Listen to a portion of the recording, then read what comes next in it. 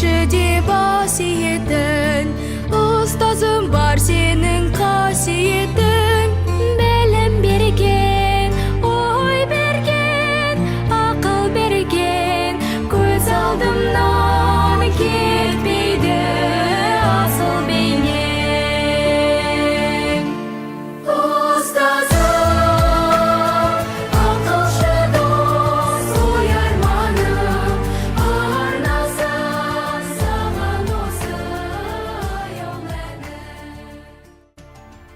Ұстаз деген адамға адамгершілікке, болашақта қалай өмір сүруге үйрететін адам.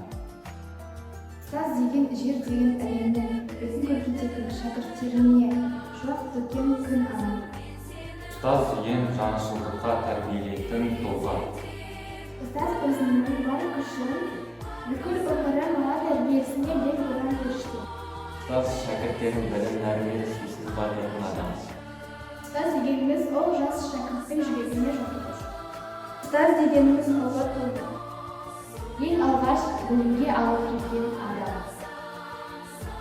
Өлшеусіз еңбегіңіз үшін алғысымдар. Қажымас қайрат, зор денсаулық. Сіздердің жұмыстарыңызға табыс тілеймін.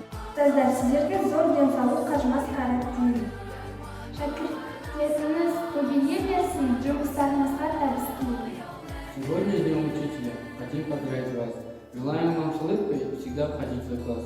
Пусть радостью и счастьем наполнится все дни. И желаем вам удачи, здоровья и любви. I always love your class. Your teaching helps me see that to have a happy life, learning it is paid. I am grateful for your wisdom, for the teacher that you are. You very good person, and as a teacher, good as us.